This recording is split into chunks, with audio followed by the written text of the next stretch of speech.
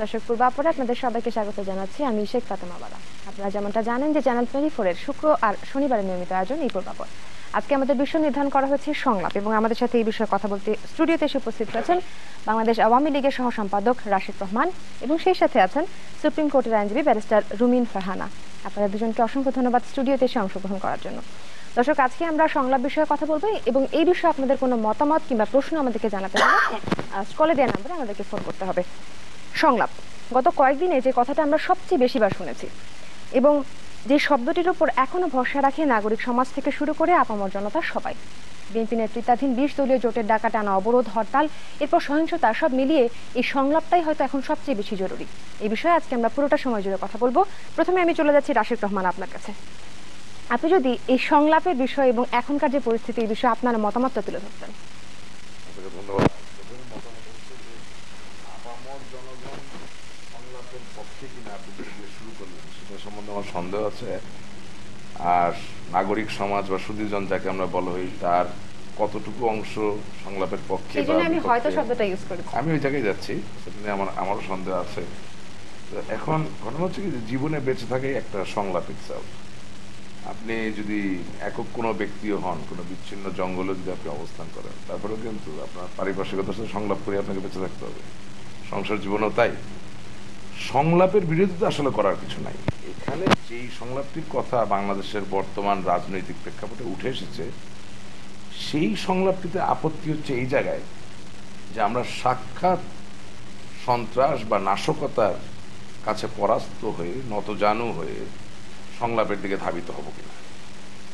এই জায়গায় আমাদের রিজার্ভেশনটা হচ্ছে, আমাদের যেই পর্যবেক্ষণ এবং আমাদের যে অবস্থান, তা হচ্ছে 2015 সালে বাংলাদেশ 55,598 বর্গমাইলের এই দেশটি এতটাই প্রাসঙ্গিক সমস্ত দেশের জন্য, এবং আমাদের অগ্রগতি অবারিত ধারায় এমন একটিভাবে চলছে, সেই সময় সন্ত্রাস বা নাশকতার কাছে আমরা পরাস্ত হয়ে যদি সংলাপে বসি, তাহলে এটি একটি নতুন স্ট্যান্ডার্ড, মান অথবা একটি নতুন সংস্কৃতিতে রূপান্তরিত হবে। অর্থাৎ আজকে আপনি সংলাপ করলেন কোন একটা দাবি তোলার জন্য, সেখানে আপনি পেট্রোল বোমা ব্যবহার করে ফেললেন। জামাতে ইসলামী, জাতীয়তাবাদী দল, তারা এই কাজটা করছে। আমি বিশ্বাস করি বাংলাদেশের সিংহভাগ মানুষও তাই বিশ্বাস করে। আর যদি এটি সংলাপের সোপান বা মাধ্যম বা টুল হয়, তাহলে যেটা হবে যে আগামী দিনে আবার যেই ক্ষমতায় থাকুক বা নাই বা থাকুক, নিজস্ব দাবি আদায় করার জন্য, ক্ষীণ এবং ক্ষীণ দাবি দুটি আদায় করার জন্য আবার ওই ধরনের নাশকতায় পর্যবেসিত হবে। তাই আজকে আমাদের জাতিগতভাবে একটা সিদ্ধান্ত নেওয়া উচিত যে কোনো অবস্থাতেই রাজনৈতিক দাবি, সামাজিক দাবি, অর্থনৈতিক দাবি, এর কোনোটিরই আদায় কল্পে নাশকতাকে ব্যবহার করা যাবে না। জাতিগতভাবে এটা যদি আমরা সিদ্ধান্ত না নিতে পারি এবং ঐক্যবদ্ধ যদি না হতে পারি, তাহলে যেটা হবে, আপনি লক্ষ্য করবেন 1971 সালে বঙ্গবন্ধু শেখ মুজিবুর রহমানের নেতৃত্বে আমাদের বাঙালি এই অদম্য জাতি যে স্বাধীন হয়েছিল, তখনও কিন্তু যেই প্যাটার্নে এই দেশের স্বজাতীয় কিছু মানুষ, অর্থাৎ যাদেরকে আমরা রাজাকার, আলবদর, আল শামস হিসেবে চিনি, তারা যেই কায়দায় নাশকতা করেছিল, আজ কিন্তু সেই একই কায়দায় নাশকতা চলছে। তাই আমাদের ভবিষ্যৎ প্রজন্ম, আমাদের বর্তমান প্রজন্ম, এবং বিশেষত যেটি প্রতি 200 বছর পর হয় সায়েন্স অফ ডেমোগ্রাফিতে, যে একটি দেশের 80% মানুষের বয়স 45-এর নিচে, এমতা অবস্থায় সংলাপ সুদূর পরাহত মনে হয় করাটা ঠিক হবে না নৈতিকভাবে।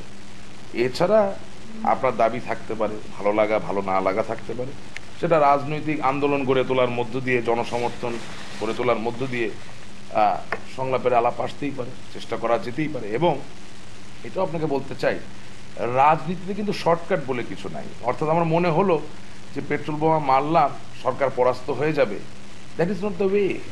সংলাপ মানে কি পরাস্ত হয়ে যাওয়া? না, সংলাপ মানে পরাস্ত না। আপনাকে আমি পেট্রোল বোমা দিয়ে পোড়াবো, আপনি আমার সাথে সংলাপে বসুন, এটা পরাস্ত হওয়া। কিন্তু সরকারের তো দায়িত্ব আছে, এখন পদক্ষেপ তো সরকারকে নিতে হবে। এখন আপনাকে একটা মাইক্রো এক্সাম্পল আমি দিচ্ছি। এখানে বসে থেকে আমি একটা কোকের বোতলে পেট্রোল ঢাললাম, হাতে একটা লাইটার ধরে আমি বললাম, আপনি উপস্থিত হতে পারেন, অনেক কিছু হতে পারে, আপনার গায়ে আমি এটা নিক্ষেপ করবো যদি না আপনি আমার এই কথাটা না শুনেন। That is a crime. সেটা সংলাপ নয়, দ্যাট ইজ নট কারেক্ট। ঘটনাটি তাই হচ্ছে। আপনার চাওয়া বা পাওয়া যদি যৌক্তিক হয়, তাহলে তো আপনি জনগণের সমর্থন পেয়ে যাবেন। এবং আমি জানি আপনার আমার এবং আমাদের সকলের বয়স এমন জায়গায় এখনো পৌঁছায়নি যেখানে আমরা মহাত্মা গান্ধী বা শেরে বাংলা একে ফজলুল হক বা নেলসন ম্যান্ডেলা অথবা ফর দ্যাট ম্যাটার পূর্ববর্তী যারা বড় বড় নেতা ছিলেন, বঙ্গবন্ধু, শেখ মুজিব, তাদের আন্দোলন তো আমরা দেখিনি, কিন্তু বইয়ে তো পড়া যায়। তাদের কারো আন্দোলনে কোথাও কি এই ধরনের নাশকতা ছিল? নট অনলি দ্যাট, বাংলাদেশ সৃষ্টি হওয়ার পরেও যত আন্দোলন হয়েছে, কোনো আন্দোলনে সাধারণ মানুষ, অসহায় মানুষকে কিন্তু আক্রান্ত করা হয়নি। কি হয়েছে? ছাত্রলীগ শিবিরে সংঘর্ষ হয়েছে, প্রাণহানি হয়েছে। অর্থাৎ আমি একজন ছাত্রলীগের কর্মী, সচেতনভাবে সিদ্ধান্ত নিয়েছি আজ আমি সংঘর্ষে লিপ্ত হব, এটা আমার সিদ্ধান্ত ছিল। শিবিরের একজন কর্মী একই সিদ্ধান্ত নিয়েছেন, ছাত্রদলের একজন কর্মী একই সিদ্ধান্ত, সেখানে প্রাণহানি হয়েছে। কিন্তু রাত্রেবেলা 2টোর সময় একটা নিষ্পাপ শিশু সন্তান বাসে করে কুড়িগ্রাম থেকে ঢাকা আসবে অথবা চিটং থেকে ঢাকা আসবে, বা 18 বছর বয়স্ক একটি ছেলে কুমিল্লার চৌদ্দগ্রামের কাছে এসেছে, তার একটাই অন্যায় যে সে সমুদ্র সৈকতে বেড়াতে গিয়েছিল, তাকে আপনি পেট্রোল বোমা দ্বারা দগ্ধ করবেন। সে আদৌ বিএনপি করে না আওয়ামী লীগ করে না জাতীয় পার্টি করে, ইউ ডোন্ট নো। এই ধরনের ঘটনা তো বাংলাদেশে কোনোদিন হয়নি। আমি জানি এটা বলার পরে আমার যিনি বিজ্ঞ প্রতিপক্ষ আছেন তিনি পূর্ববর্তী একটি উদাহরণ মাত্র টানার চেষ্টা করবেন, বাট আমার ওনার কাছে প্রশ্ন, ওনার বাংলাদেশ, আমার বাংলাদেশ, আমাদের সকলের বাংলাদেশ, পূর্বে ঘটে যাওয়া কোনো অন্যায় বা কোনো ভুল যদি ধরেন, সেটি কি আজ আমাদের জন্য উদাহরণ হবে? তা তো নয়। সুতরাং আজকে ইন্ডাস্ট্রিয়াল স্কেলে, অর্থাৎ একটি শিল্প স্থাপনের মতো করে এই যে হাজারো গাড়ি পোড়ানো হচ্ছে, শত শত মানুষকে পুড়িয়ে দেওয়া হচ্ছে, তাদের জীবনকে পঙ্গু করে দেওয়া হচ্ছে। এবং একটা জিনিস দেখেন, বাংলাদেশের সামাজিক প্রেক্ষাপট কি, একটি ইয়াং মেয়ে, তাকে যখন আপনি পেট্রোল বোমা দিয়ে পুড়িয়ে দেন, তার জন্য একটা বিয়ে, তার জীবনে একটা সহায়, কতটা দূরে, কতটা বিচ্ছিন্ন সে হয়ে যাচ্ছে একটা সুন্দর জীবন থেকে। রুমিন ফারহানার কাছে যদি দেয়। জি, রাশেক রহমানের কথা আমি শুনলাম, আমি কি বলবো এটাও উনি জানেন, আমি অ্যামেজড, ভাল লাগলো আমার শুনে। তো আমি একজন আইনজীবী, আমি প্রথমেই সংবিধানের ব্যাপারে কিছু বলতে চাই। বাংলাদেশের সংবিধান যে মূল ভিত্তির উপর দাঁড়িয়ে আছে সেটা হচ্ছে জাতীয়তাবাদ, গণতন্ত্র, অর্থনৈতিক এবং সামাজিক ন্যায় বিচার। সংবিধানে স্পষ্ট ভাষায় বলা আছে দেশের সকল ক্ষমতার মালিক এর জনগণ। জনগণ এই ক্ষমতাটা কিভাবে প্রয়োগ করে? জনগণ এই ক্ষমতাটা প্রয়োগ করে প্রতি 5 বছর পর পর একটি নির্বাচনের মাধ্যমে তার পছন্দের জনপ্রতিনিধিকে নির্বাচিত করে। আমরা জানি গত 5ই জানুয়ারি যে নির্বাচনটি হয়ে গেল, সেখানে 153টি আসনে নির্বাচনের আগেই কিন্তু প্রতিনিধি নির্বাচিত, অর্থাৎ সরকার তার বিজয় নিশ্চিত করে নিয়ে 5ই জানুয়ারি একটি প্রহসনমূলক, তামাশামূলক এবং যেটা বর্তমানে আন্তর্জাতিকভাবে যেটাকে একটি ব্যর্থ নির্বাচন বলা হয়েছে, আপনারা আজকে দেখেছেন প্রত্যেকটা পত্রিকায় এসছে, এটাকে একটি ব্যর্থ নির্বাচন বলা হচ্ছে। নির্বাচনের মাধ্যমে তারা একটি সংসদ গঠন করছে। এখান থেকে তো সমস্যাটা শুরু। আজকে এই যে সংলাপের কথা হচ্ছে, এই যে অবরোধ চলছে আজকে 47তম দিন, সেই সাথে হরতাল চলছে, ছেলে মেয়েদের সরকার বলছে পরীক্ষা দিতে পারছে না। আমরা দেখছি এই যে সমস্যাগুলো হচ্ছে, বারবার বিদেশ থেকে, জাতিসংঘ থেকে, যুক্তরাষ্ট্র থেকে চাপ দেওয়া হচ্ছে এই সমস্যার সমাধানের জন্য। এর মূলটা কিন্তু হচ্ছে 5ই জানুয়ারি নির্বাচন। এটি একটি রাজনৈতিক সমস্যা, এটি একদম 100% রাজনৈতিক সমস্যা, যেটিকে রাজনৈতিকভাবেই মোকাবেলা করতে হবে। আমরা যদি একটা পরিবার থেকেও দেখি, একটা পরিবারে যখন সমস্যা হয় তখন আমরা কি করি? আমরা বলি আসো একসাথে বসি, আলাপ করি, দেখি সমাধান করা যায় কিনা। আমি যেহেতু লয়ার, আমাকে কিছু ফ্যামিলি ল ম্যাটারও দেখতে হয়। ডিভোর্স কেসগুলো যখন আসে, আমি কিন্তু প্রথমে কোর্টে দৌড়ায় গিয়ে তাদেরকে ডিভোর্স করাই না। আমি বলি আপনারা একটু সময় নেন, একটু বোঝেন, আপনাদের ভবিষ্যতের সাথে আপনাদের বাচ্চাদের ভবিষ্যৎ জড়িত, একটু চিন্তা করেন। আচ্ছা, তারপরেও যদি আমরা ডিভোর্স নোটিশ দেই, তখন কিন্তু সিটি কর্পোরেশন থেকে 3 মাস সময় নেওয়া হয়। 3 মাস সময়টা কেন নেওয়া হয় জানেন? যাতে সংলাপের মাধ্যমে, সমঝোতার মাধ্যমে হাজব্যান্ড ওয়াইফ আবার একসাথে থাকা শুরু করতে পারে। পরিবার থেকে শুরু করে রাষ্ট্র পর্যন্ত সংলাপের আসলে কিন্তু কোনো বিকল্প নাই। আপনি যদি জাতিসংঘ দেখেন, আজকে জাতিসংঘের বান কি মুন আমাদেরকে কিন্তু আহ্বান জানিয়েছেন, 2 দলকে আহ্বান জানিয়েছেন যে তোমরা বসো, এর একটা অবসান হোক, এই অবস্থার একটি অবসান হোক। যুক্তরাষ্ট্রের পররাষ্ট্রমন্ত্রী জন ক্যারি বলেছেন সংলাপে বসো, সমাধান করো। আপনারা যদি দেখেন সরকার কতটা জনবিচ্ছিন্ন হয়ে গেছে, আসলে জনবিচ্ছিন্ন হয়ে গেছে বলাটাও ভুল, জনগণের সাথে তো সম্পর্কই নেই, তারা তো পার্লামেন্টে গেছেই ভোট ছাড়া। তো সুতরাং জনগণের সাথে যেহেতু কোনো সম্পর্ক নেই, জবাবদিহিতারও কোনো প্রশ্ন নাই। সরকার বিএনপিও কিন্তু এক হিসেবে জনবিচ্ছিন্ন হয়ে গেছে এবং জনগণ যেভাবে হরতাল প্রত্যাখ্যান করছে এটাতে কিন্তু এটাও বোঝা যায় যে বিএনপিও জনবিচ্ছিন্ন হয়ে গেছে। জনগণ হরতাল প্রত্যাখ্যান করছে না, এখানে আপনাকে বুঝতে হবে ঢাকার অবস্থা দিয়ে যদি আপনি সারা বাংলাদেশের অবস্থা বিবেচনা করেন তাহলে কিন্তু সেটা একদম ভুল। আমি আমাদের কথা বলছি না, আপনি যদি পত্রপত্রিকাগুলো দেখেন, আপনি যদি অর্থমন্ত্রীর বক্তব্য শোনেন, তাহলেই আপনি বুঝতে পারবেন যে অন্য জেলাগুলোর অবস্থা কিন্তু ঢাকার মতো না। ঢাকায় প্রতি 5 কদম পরপর আপনি বিজিবি বসিয়ে রাখবেন, পুলিশের গাড়ি প্রহরায় আমরা চলছি। এখানকার হরতালের সাথে তো আপনি ঢাকার বাইরের অবস্থা চিন্তা করলে হবে না। আপনি কি নাশকতার পক্ষে? একদমই না, একদমই না, এটা একদম পরিষ্কার ভাষায় আমি বলতে চাই, নাশকতার পক্ষে আমি নই এবং নাশকতার সাথে বিএনপির কোনো সম্পর্ক নাই, এটাও আমি খুব পরিষ্কার ভাষায় বলতে চাই। এটা তাহলে আপনাদের ঊর্ধ্বতন কর্তৃপক্ষ পুরোপুরি ঘোষণা দিচ্ছে না কেন যে যারা যারা করছে তারা তাদের জড়িত না এবং সরকার তাদের বিরুদ্ধে স্টেপ নিতে পারে? আমাদের চেয়ারপারসনের উপরে কি আর কেউ আছেন? বিএনপির চেয়ারপারসনের উপরে তো আর কেউ নাই। উনি বলেছেন শান্তিপূর্ণ শান্তিপূর্ণ শান্তিপূর্ণ অবরোধ, শান্তিপূর্ণ সমাবেশ। আপনারা 5ই জানুয়ারিতে 2015-র 5ই জানুয়ারিতে কেন ওনাকে ঢাকায় সমাবেশ করতে দেননি, কেন গাজীপুরে সমাবেশ করতে দেননি? এর আগে তো উনি অনেকগুলো সমাবেশ করেছেন, তখন তো কোনো নাশকতা হয়নি, তখন তো কোনো গন্ডগোল হয়নি। 5ই জানুয়ারি এত ভয় পেয়ে গেলেন কেন? কেন আওয়ামী লীগ এত ভয় পেয়ে গেল? শোনেন, বিএনপির জনসমর্থন আছে কি নাই সেটা যাচাইয়ের একটাই উপায়, বিশ্বব্যাপী স্বীকৃত, আন্তর্জাতিকভাবে স্বীকৃত একটা উপায়, সেটা হচ্ছে সুষ্ঠু অবাধ নির্বাচন। নির্বাচন দেন, দেখেন বিএনপির জনমত আছে কিনা, দেখেন জনগণ বিএনপির সাথে আছে কিনা। যদি না থাকে অবশ্যই থাকবে, ঠিক আছে, আমরা মেনে নেব, কিন্তু অবাধ সুষ্ঠু নির্বাচন হতে হবে। রাশেদ, খুব ভালো কথা বলেন, I am really impressed. However আমাকে প্রথমে একটা কথা দিয়ে শুরু করতে হচ্ছে যে আচ্ছা, এই পর্যায়ে একজন দর্শক ফোন করেছেন, দর্শকের ফোনটা একটু নিয়ে আসি। দর্শক, আপনার নাম বলে প্রশ্ন করতে পারেন। সিরাজগঞ্জ থেকে অপূর্ব বলছিলাম। জি বলেন। প্রশ্নটা আমার রাশেদ ভাইয়ের কাছে, আমি ওনার বড় একটা ফ্যান। হ্যাঁ, জি বলেন। তো উনি ওনার অনেক বক্তব্য আমি শুনি। আমার রাশেদ ভাইয়ের কাছে প্রশ্ন হচ্ছে যে এই যে এত পেট্রোল বোমা, এত সহিংসতা চলতেছে, এনারা আসলে এর চেয়ে আরো শক্ত হাতে দমন করা যায় কিনা, আর যদি সেটা। দর্শক, আপনার প্রশ্নটি আমরা বুঝতে পেরেছি, উত্তরের জন্য অপেক্ষা করতে হবে বিরতির পর পর্যন্ত। তার আগে আমরা একটা ছোট্ট বিরতি নিয়ে আসি। দর্শক, পূর্বাপরে নিচ্ছে একটা বিরতি, ফিরছে একটু পরে, আমাদের সাথেই থাকবেন।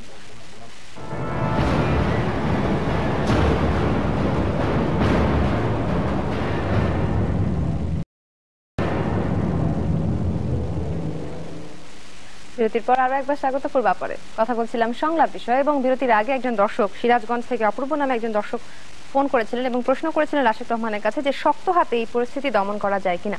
যেহেতু প্রশ্নটা আপনার কাছে ছিল, চলে যাচ্ছে। উত্তরটা আমার আলাপের ভিতরে চলে আসবে। উড ইউ অ্যালাউ করেন আমি বলি? হ্যাঁ, অবশ্যই। প্রথমে উনি তো খুব ভালো বলেছেন, শুধু একটা জিনিস, যা বাংলাদেশের সংবিধানের ব্যাপারে যে কথাটা বলেছেন সেখানে একটা জিনিস উনি বাদ দিয়ে গেছেন, যেটা ভাইটাল এবং আজকে খুব প্রাসঙ্গিক, সেটা হচ্ছে ধর্ম নিরপেক্ষতা। এবং এই ধর্ম নিরপেক্ষতার উপরে যদি আমরা জোর না দিই, তাহলে যেটা হচ্ছে যে ধর্মভিত্তিক যে উগ্র গোষ্ঠীগুলো সেগুলো জাগ্রত হয়। তার মধ্যে একটি হচ্ছে জামাত ইসলামী, ছাত্র শিবির, যেটা নিয়ে আমরা প্রথম ভাগে কথা বললাম। এবং আজকে জামাত ইসলামী এবং ছাত্র শিবির কিন্তু বেসিক্যালি যেটা হয়েছে যে জাতীয়তাবাদী দলের মতো একটা গণতান্ত্রিক দল একটি বৃহৎ দলের ঘাড়ে উঠে বসার কারণেই তাদের যে রাজনৈতিক যে স্ট্র্যাটেজি, সেটা জনগণ ভিত্তিক না হয়ে নাশকতা ভিত্তিক হয়ে গেছে বলে আমি বিশ্বাস করতে চাই। বাট ডেফিনেটলি জনাব তারেক জিয়া বা বেগম খালেদা জিয়ার এন্ডোর্সমেন্ট বা সম্মতি না থাকলে তো আর এই পন্থায় রাজনীতি করার প্রশ্ন আসে না। তবে আমি প্রথমে একটা কথা বলতে চাই, অ্যারিস্টটল বহু হাজারো বছর আগে একটা কথা বলেছিলেন। তিনি বলেছিলেন যে if you only educate your mind and you don't educate your heart, then it is no education at all. অর্থাৎ একটা দেশ এবং রাষ্ট্রের ব্যাপারে আপনি সবকিছুকে অতি সরলীকরণ যদি করে ফেলেন, হ্যাঁ, যে শুধুমাত্র আপনার মস্তিষ্কে যেটা মনে হচ্ছে ঠিক, কিন্তু আপনি হৃদয়কে ব্যবহার করছেন না, কারণ জনগণ নিয়ে তো আমাদের কাজ, মানুষকে ভালো না বাসতে বললে তো রাজনীতির কোনো মূল্য নাই। তখন যেটা হবে যে আমরা আসলে সত্যি যেটা সেটা বলতে পারবো না এবং যেটা খারাপ সেটাকে আমরা আলাদা করে দেখতে পারবো না। উনি ডিভোর্স প্রসিডিংসের সাথে রাষ্ট্রের আজকের যেই সহিংসতার নিমজ্জিত যে অবস্থান, তার সাথে যদি মিলিয়ে ফেলেন আর ওই সংলাপকে যদি মিলান, তাহলে তো সেটা হয় না। বেসিক ব্যাপারটা হচ্ছে আমি একটু বলি, divorce is not a criminal act. সময় কম তো আপনি বলবেন, divorce is not a criminal act. আমি কিন্তু প্রথম থেকে একটা কথা বলেছি, জাতীয়তাবাদী দলের যে কোনো রাজনৈতিক আন্দোলনে যদি আমরা কোনোদিন বাধা দিয়ে থাকি, আমি অ্যাটলিস্ট ব্যক্তিগতভাবে দুঃখ প্রকাশ করছি, ক্ষমা প্রকাশ করছি, এটা করা উচিত নয়। আমার কথা খুব সোজা, আমি আপনাকে অন্যায়ভাবে যদি বাধা দিয়েও থাকি, এর জন্য বাংলাদেশের সাধারণ জনগণের গায়ে পেট্রোল ঢেলে আগুন ধরিয়ে দেওয়া তো উত্তর নয়। আমার জায়গাটা অতটুকুই। আমি কখনো একটি দল করি বলে কোনো নেতা বা কাউকে খুশি করার জন্য, নিজের একটু ক্ষীণ স্বার্থের জন্য যেটা অন্যায় তাকে আমি স্বীকার করতে পারবো না, সেই ধরনের মানুষ আমি না। আমি রাজনীতি করি বাংলাদেশের মানুষের জন্য, আওয়ামী লীগ রাজনীতি করে বাংলাদেশের মানুষের জন্য। ভুল ত্রুটি সবার আছে, ওনার আছে, আমাদের আছে, কেউ দোয়া তুলসী পাতা না। যদি কোনোদিন কোনো রাজনৈতিক পদক্ষেপে সত্যিকার অর্থে অন্যায় সংগঠিত হয়ে থাকে, তার জন্য ক্ষমা প্রার্থী। এবং এটাও বলি, রাজনীতির ভাষা হচ্ছে যখন ভুল হয়ে যায় তখন আরো জোরে সোরে আন্দোলন করতে হয়, কিন্তু সাধারণ মানুষকে পুড়িয়ে এই আন্দোলন, এটার কোনো মানে বা এটার কোনো যৌক্তিকতা আমি খুঁজে পাইনি। ইটস এ ক্রিমিনাল অ্যাক্ট, এটা ডিভোর্সের কোনো যোগটা। আর 5ই জানুয়ারির কথা উনি তুলেছেন, আমি আবারও বলছি, 5ই জানুয়ারি 2014 সালের নির্বাচনে বিএনপি অংশগ্রহণ করলে সবচেয়ে ভালো হতো। আমি সবসময় বিএনপিকে ওয়েলকাম করি এবং আমরা আশা করি আগামী দিনের নির্বাচনগুলোতে বিএনপি আসবে। কিন্তু আমি আগের ঘটনা একটু মনে করিয়ে দিতে চাই। উনি যেহেতু একজন বিজ্ঞ আইনজীবী, ব্যারিস্টার, অ্যাডভোকেট, সো ওনার নিশ্চয়ই মনে আছে যে আমাদের প্রাক্তন বিচারপতি খায়রুল হক সাহেব তার জাজমেন্টটা তত্ত্বাবধায়ক সরকারের ব্যাপারে কি দিয়েছিলেন। তিনি একটা অবজারভেশন দিয়েছিলেন। অবজারভেশন ছিল যে এই তত্ত্বাবধায়ক সরকারের অধীনে নির্বাচন আরো দুবার হতে পারে। কিন্তু তার সবচেয়ে বড় অবজারভেশন ছিল যে রাজনৈতিক ক্ষমতার পালাবদল বা পট পরিবর্তনের সাথে বিচার ব্যবস্থাকে সংযুক্ত রাখলে যেটা হবে, বিচার ব্যবস্থা অবশ্যম্ভাবীভাবে কলুষিত হওয়ার একটি সম্ভাবনা থাকে। তাই আমাদের শেষ আশ্রয়স্থল বিচার বিভাগ এবং বিচারকদেরকে এই কলুষিত হওয়ার প্রক্রিয়া বা এই দুর্নীতিগ্রস্ত হয়ে যাওয়ার প্রক্রিয়া থেকে বাইরে রাখার জন্য তিনি বলেছেন যে এই সিস্টেমটা আসলে সাইন্টিফিক না। সেটা চিন্তা করেই, এবং আমি মনে করিয়ে দিতে চাই যে ব্যারিস্টার মওদুদ আহমেদ সাহেব যখন বিএনপি এবং জামাত সরকার যখন ক্ষমতায়, তখন আইনমন্ত্রী হিসাবে যদিও বিচারপতিরা দাবি করেন না, উনি স্বতঃপ্রণোদিতভাবে বিচারপতিদের বয়স বাড়ালেন, কারণ ওনারা চেয়েছিলেন ওনাদের পছন্দসই একজন সাবেক প্রধান বিচারপতি যাতে তত্ত্বাবধায়ক সরকারের প্রধান হয়। ওখানেই শেষ নয়, এরপরে গিয়ে যেটা হলো যে তৎকালীন সময়ের প্রচলিত তত্ত্বাবধায়ক সরকারের প্রধান ইয়াজউদ্দিন সাহেব একই সাথে রাষ্ট্রপতি, দেশের নৃপতি, আবার একই সাথে প্রধান উপদেষ্টা তত্ত্বাবধায়ক সরকার হয়ে গেলেন। সো সেদিন থেকেই কিন্তু আমাদের যে প্রচলিত তত্ত্বাবধায়ক সরকারের সিস্টেম সেটা প্রশ্নবিদ্ধ হয়ে গেল ফর ওয়ান্স ফর অল। শুধু তাই না, আরেকটা যে আপনি লক্ষ্য করবেন, 1991 সালে সাংবিধানিক মডিফিকেশন না করে তত্ত্বাবধায়ক সরকারের নির্বাচন করা হয়েছে। এরপরে 96 হয়েছে, 2001 হয়েছে, আবার 2008 হয়েছে। কোন নির্বাচনের ফলাফল কোনো একটি রাজনৈতিক দল কিন্তু মেনে নেয়নি। অর্থাৎ ওই তত্ত্বাবধায়ক সরকারের কোনো একটা প্রবলেম ছিল যার জন্য মেনে নেওয়া হচ্ছিল না।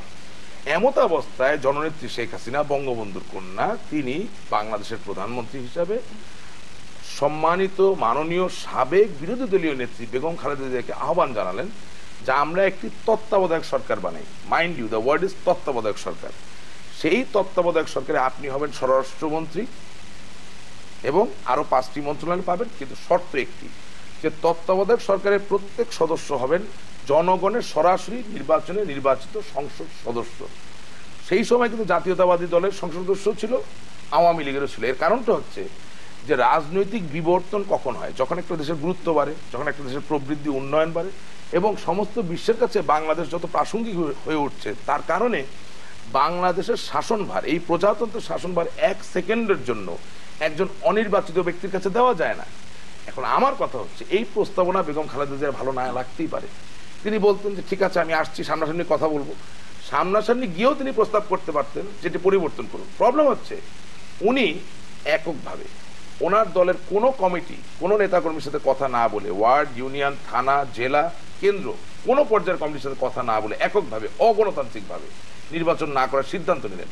মাইন্ড ইউ, গণতন্ত্র একটি 1000 বছরের বিবর্তন, একটি ঘটনা। 1000 বছর ধরে আপনি নির্বাচনে যাবেন কি যাবেন না, এটাও কিন্তু একটা গণতান্ত্রিক অধিকার। এটাকে ইংরেজিতে বলে অ্যাবস্টেইন। রুমিন ফারহানার কাছে যদি আমরা যাই, না ওনার পয়েন্টটা তো উত্তরটা দিতে দেন, তারপর আমার টাইম নিয়ে নিন, ওনার জন্য কোনো অসুবিধা নেই। লেটস বি ডেমোক্রেটিক, আমাদের একটা সময়ের ব্যাপার আছে। রুমিন ফারহানা, আমি এখন বলছি এখনকার যে অবস্থান, তাতে করে আপনি তখন ভুল করেছেন বলে বদরুদ্দোজা চৌধুরী সাহেব কিন্তু বলেছেন যে আপনারা ভুল করেছেন নির্বাচনে। সেই ভুল করেছেন বলে আপনি হঠাৎ করে উইদাউট এনি রিজন সব চেঞ্জ করার জন্য পেট্রোল বোমা মারবেন, আমার সেই জায়গায় এই প্রসঙ্গে রুমিন ফারহানা। জি, উনি অনেকগুলো প্রসঙ্গ এনেছেন, আমি একটা একটা করে অ্যাড্রেস করছি। উনি প্রথমেই বলেছেন ধর্মনিরপেক্ষতার কথা, খুব চমৎকার। ওনারা সংবিধানে ধর্মনিরপেক্ষতার কথা আছে, আমিও মানি। সেই সাথে ওনারা তাহলে রাষ্ট্রধর্ম ইসলামটা কি করে রাখলেন, দুটো একসাথে চলে কি করে? অর্থাৎ গাছেরটাও খাবো, তলারটাও কুড়াবো।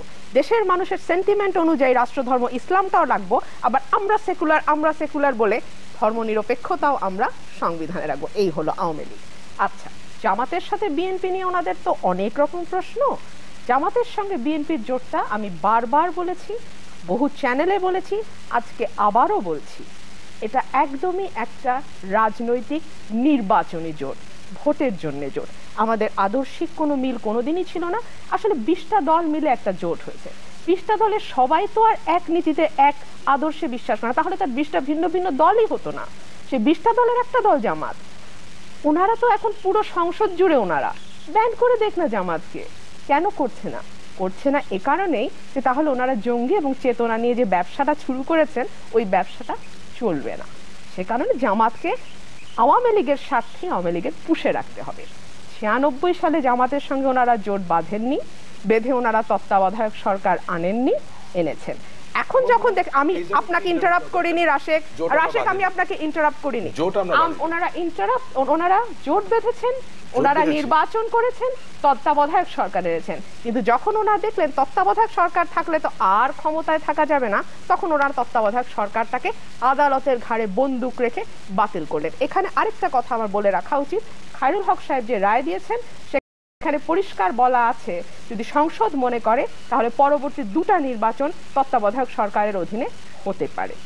তারা সেটা মনে করেন, যদিও সংসদীয় কমিটি তারা প্রত্যেকে লাস্ট নাইট পর্যন্ত একমত ছিল যে তত্ত্বাবধায়ক সরকার এইবার এই ইলেকশনে তারা রাখবে, কিন্তু পরের দিন ভোরবেলা আমি জানি না কি হলো, তারা হঠাৎ ঘোষণা করলো কোনো তত্ত্বাবধায়ক সরকার হবে না। আচ্ছা, মাননীয় প্রধানমন্ত্রী সংলাপের জন্য কথা বলেছিলেন বিরোধী দলীয় নেত্রী, তখনকার বিরোধী দলীয় নেত্রী বেগম খালেদা জিয়ার সঙ্গে। বেগম খালেদা জিয়া কিন্তু একবারও বলেননি আমি সংলাপে যাব না। উনি বলেছিলেন আমি হরতাল দিয়েছি, আমি 2 দিন পরে আসবো। কিন্তু আওয়ামী লীগের মুশকিল কি জানেন, তারা সব করবে সব তাদের শর্ত অনুযায়ী, তাদের কথা অনুযায়ী, তাদের সময় অনুযায়ী, তাদের কথা মতো আমাদের সব করতে হবে। সংলাপ করব, অমুক করতে হবে, জামাতকে ছাড়তে হবে, ওটা করব, এটা করতে হবে, মানে তাদের শর্ত অনুযায়ী। আর বারবারই ওনারা পেট্রোল বোমা দায়ে চাপাচ্ছেন বিএনপির ঘাড়ে। আমি খুব অবাক হয়ে এটা লক্ষ্য করছি, একটা ছেলেকে তারা ধরতে পারে না পেট্রোল বোমা মারা অবস্থায় যে বিএনপি বা জামাত করে। কিন্তু আমি আজকে আপনাকে একটা লিস্ট দিচ্ছি যেখানে যুবলীগ এবং ছাত্রলীগের কোনো একটা পত্রিকায় এসছে, গণমাধ্যমের এই দুর্দিনেও পত্রিকায় এসছে। 5ই ফেব্রুয়ারি জীবননগরে যুবলীগ কর্মী পেট্রোল বোমা সহ আটক হয়েছে, যুগান্তরে এসছে। 6ই ফেব্রুয়ারি নিউ এজে এসছে, কুমিল্লায় 2 জন যুবলীগ কর্মী পেট্রোল বোমা সহ আটক হয়েছে। 2রা ফেব্রুয়ারি বাংলাদেশ প্রতিদিনে এসছে, সোহরাওয়ার্দী কলেজের ছাত্রলীগ করেন। আমি যদি আপনাকে একটু ইন্টারাপ্ট করি, জামাতেরও কিছু ছিল, আপনি কিন্তু সেগুলো কোট করছেন না। আমি শেষ করি, আপনি বলবেন, নিশ্চয়ই বলবেন। 19শে জানুয়ারি আপনি বলবেন, যদি ধরা পড়ে আপনি বলবেন, আমি আপনাকে বলছি আপনি বলবেন। নরসিংদী আওয়ামী লীগ নেতার ছেলে পেট্রোল বোমা সহ আটক হয়েছে। 5ই ফেব্রুয়ারি 14 গ্রামে পেট্রোল বোমা সহ 2 জন যুবলীগ কর্মী আটক হয়েছে। মানব জমিনে 18 তারিখে এসছে, ফেরি লক্ষ্মীপুরে অস্ত্রসহ যুবলীগ ছাত্রলীগ 2 কর্মী আটক হয়েছে। আমি আপনাকে দীর্ঘ পত্রিকা রিপোর্ট দিলাম। তারপরে শুধু সেখানেই শেষ নয়, এরা যখন আটক হয় তখন পত্রিকায় এটাও এসছে যে আওয়ামী লীগের উচ্চ পর্যায় থেকে বলা হয় ওদেরকে ছেড়ে দেয়া হোক। কিভাবে ধরা পড়ছে আপনারা কি দেখেছেন? কিভাবে ক্রস ফায়ারের নামে পুলিশ কি করছে? পঙ্গু হাসপাতালে গেছেন একবার, বার্ন ইউনিটে তো সমস্ত চ্যানেল আছে, কোনো অসুবিধা নাই, একটু পঙ্গু হাসপাতালে যান। প্রথম আলোর রিপোর্ট দেখেছেন? প্রথম আলো কি বলেছে? প্রথম আলো বলেছে গত 1 মাসে 15 জন মানুষকে, গত 1 মাসে মাত্র 15 জনকে, যেটা ঢাকার রিপোর্ট, শুধু হাঁটুতে গুলি করে পঙ্গু করে ফেলা হয়েছে, যার মধ্যে 9 জন কোনো রাজনৈতিক দলের কর্মী না। গত 21শে জানুয়ারি থেকে গত 16ই ফেব্রুয়ারি, অর্থাৎ মাত্র 25 দিনে 19 জন মানুষকে নৃশংসভাবে পুলিশ গুলি করে হত্যা করেছে। আজকের পত্রিকা দেখেন, আজকেও এই রিপোর্ট আছে। এর জবাব কি দেবে? যে রাষ্ট্রীয় সন্ত্রাস হচ্ছে, তার জবাব কি দেবে? বর্তমান, আমি শেষ করি, বর্তমান মাননীয় স্বরাষ্ট্র প্রতিমন্ত্রী যে মিথ্যাচারের রেকর্ড করেছেন, তাতে লজ্জায় আমার মাথা কাটা গেছে। বাংলাদেশি হিসেবে আমি লজ্জিত বোধ করেছি, ওনার পদত্যাগ করা উচিত। আপনি আমি শেষ করি। এটা কিন্তু একেবারে আপনার ব্যক্তিগত মত। আমি যদি আপনাকে একটু ইন্টারাপ্ট করি, শেষ করি। ইউ প্রতিনিধি আপনাকে একটু ইন্টারাপ্ট করতেই হচ্ছে আমাকে। আপনি তারা বলেছেন আপনি যে ডেটাগুলো দিচ্ছেন, ডেটাগুলো দিলেন, আপনি কিন্তু আপনাদের দলের বা জামায়াতে যে ধরা পড়ছে সেই ডেটাগুলো পুরোপুরি অমিট করে গেছেন। এই জিনিসটা কি আপনার দিক থেকে যুক্তিযুক্ত হয়েছে? আমার কাছে যে খবর আমি পড়েছি আমি সেটাই আপনাকে গতকালকেও একজন যুব দলের একজন মারা গেছে বোমা বানাতে গিয়ে। হ্যাঁ ঠিক আছে, উনি বলবেন, কোনো অসুবিধা তো নাই। ওনার কাছে যদি আপনি কেন আপনাদের দলটা বলবেন না? আপনার সত্যটা স্বীকার করবেন না। আপনি সত্যটা স্বীকার করেন। আপনি কি একটা যুবলীগ ছাত্রলীগের কথা বলছেন? আপনি শুনেন আমি কি বলি। ঠিক আছে, আমি বলি, আপনি শুনেন, তারপর আপনি বলবেন। উনি কিন্তু বলেছেন যে উনি একবার ভুল করেছেন, ওনাদের ভুলটাই জাস্টিফিকেশন কিন্তু আরেকটা ভুল না। এখন আরেকটা কথা আমাদের বুঝতে হবে, আরেকটা ভুলকে ধরতে আমাদের পারবেন। মানবাধিকার এবং গণতন্ত্রের পরিস্থিতি এতটাই খারাপ, সেটা নিয়ে জাতিসংঘ, যুক্তরাষ্ট্র অলরেডি তাদের উদ্বেগ প্রকাশ করেছে। এই পর্যায়ে আমাদেরকে আরো একটা বিরতি নিতে হচ্ছে। আমরা ফিরছি একটু পরে। দর্শক পূর্বাপরে নিচ্ছে একটা বিরতি, ফিরছি একটু পরে, আমাদের সাথেই থাকবে।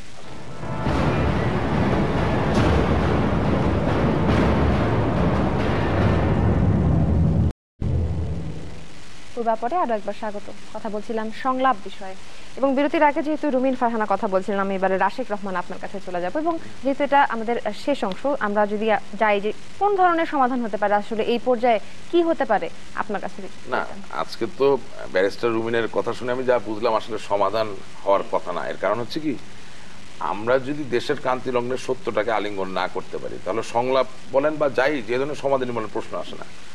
আমি শুধু অপূর্ব সাহেবের একটা কথা বলতে চাই যে আপনি আস্থা রাখুন, সরকার শক্ত হাতে সন্ত্রাস দমন করছে এবং আরো শক্ত হাতে দমন করবে, এবং প্রতিদিনই এনকাউন্টার হচ্ছে, প্রতিদিনই ধরা পড়ছে, প্রতিদিনই লোক গ্রেপ্তার হচ্ছে, এবং 17 কোটি মানুষের দেশ, সেখানে মাত্র 1.5 লক্ষ পুলিশ বাহিনীর লোক, তাতে করে একটু সময় হয়তো বা লাগছে, বাট আপনি ধৈর্য ধারণ করুন। নাশকতার কাছে নিশ্চয়ই আমরা কেউই বাংলাদেশ পরাজিত হব না।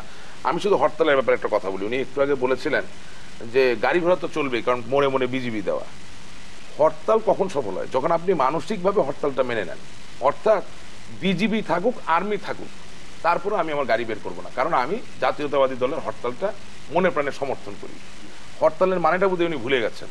অর্থাৎ জনগণের সমর্থন নাই বলেই পুলিশ বিজিবি থাকার পরে ওনার কথা অনুযায়ী রাস্তায় ট্রাফিক জ্যাম হয়ে যাচ্ছে। আমার যদি সমর্থন থাকতো ওনার হরতাল বা অবরোধের প্রতি, তাহলে তো আমি আমার গাড়ি বের করতাম না, পুলিশ থাকুক আর না থাকুক।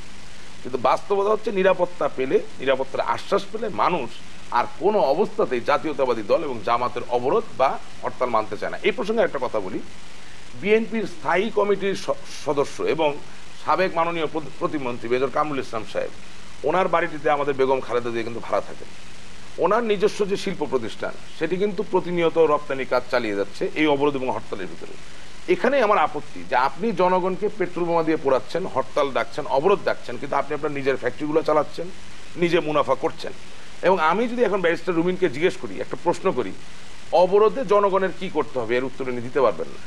আমি যদি ওনাকে জিজ্ঞেস করি যে জামাত ইসলামী আপনার নির্বাচনী কি বললেন পার্টনার, রাইট, কিন্তু যেই জামাতি ইসলামীর গঠনতন্ত্র পরিষ্কারভাবে গণতন্ত্রের পরিপন্থী, তারা গণতন্ত্রে বিশ্বাস করে না, তাকে আপনি কিভাবে আপনার নির্বাচনী পার্টনার বা সঙ্গী হিসেবে বেছে নিতে পারেন? তার মানে তিনি আপনাকে ব্যবহার করছেন শুধুমাত্র ক্ষমতায় গিয়ে বাংলাদেশের মানুষকে গণতন্ত্র থেকে বিচ্ছিন্ন করার জন্য ইন দ্য লং রান।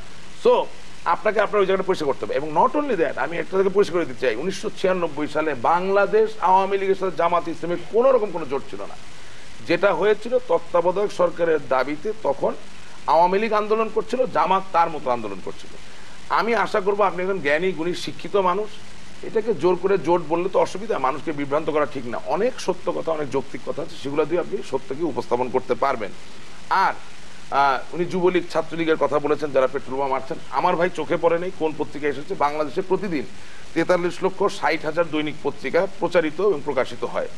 এই 43,60,000 পত্রপত্রিকার ভিতরে 0.5 যেই পত্রিকা ছাপা হয়, তার কথাই যদি উনি ধরে নেন যে বাংলাদেশ আওয়ামী লীগ নিজের সরকারের থেকে নিজের 12টা বাজানোর জন্য পেট্রোল বোমা মারছে, তাহলে তার কিছু করার নাই।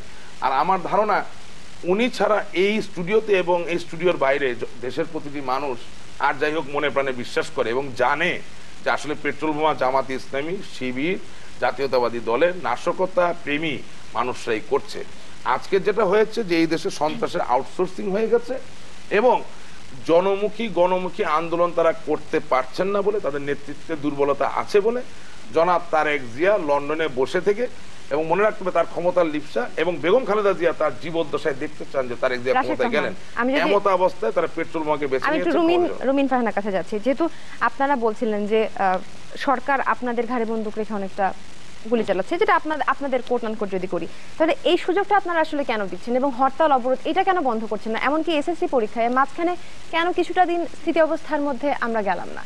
আপনাদের ব্যাখ্যাটা আমি রাশেক রহমানের কথা থেকেই আসছি। জি, রাশেক রহমান বলেছেন এই ঘরে আমি ছাড়া আর প্রতিটা মানুষ বিশ্বাস করে যে এই নাশকতা যা হচ্ছে সব জামাত বিএনপির কাজ।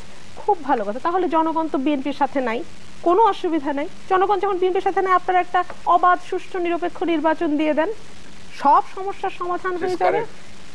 আমি ওনাকে ইন্টারাপ্ট করিনি, প্লিজ, আমি ওনাকে ইন্টারাপ্ট করিনি।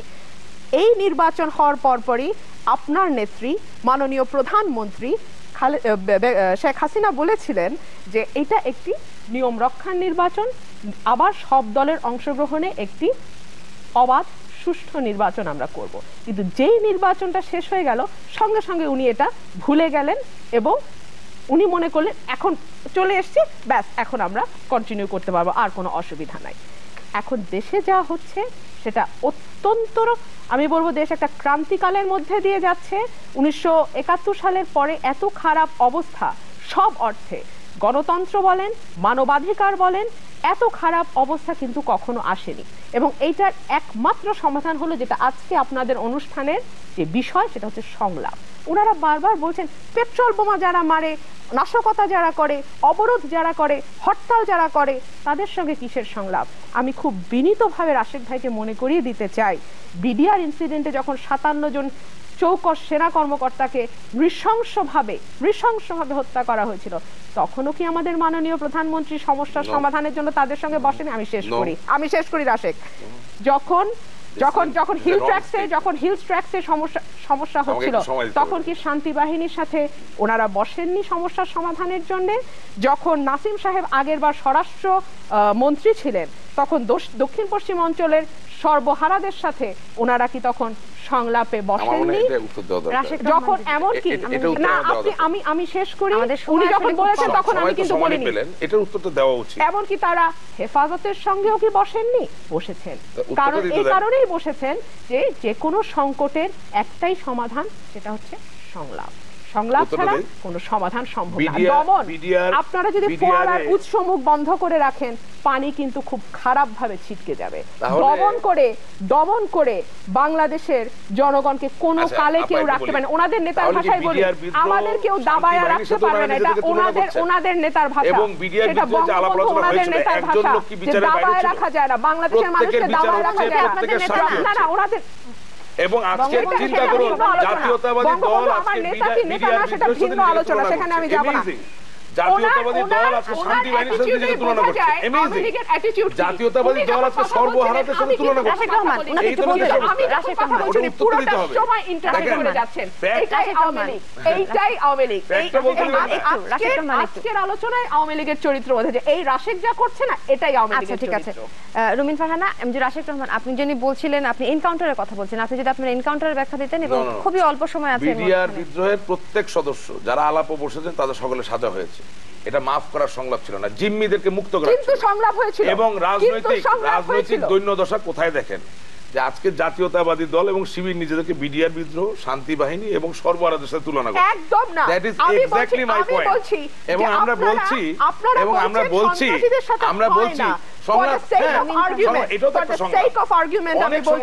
যে কোনো সমাধান কিছুই কিন্তু কিছু বোঝা যাচ্ছে না, কথা কিন্তু বোঝা যাচ্ছে না। আমি কথা বলতে গেলে উনি কথা বলেন, হতে পারে না। আমাদের সময় আসলে খুবই অল্প। প্রোটেস্ট করতে হবে। অসত্য আপনারা বলেন, অসত্যের উপরে আপনারা দাঁড়িয়ে আছেন। আমাদের কথা দরকার নাই।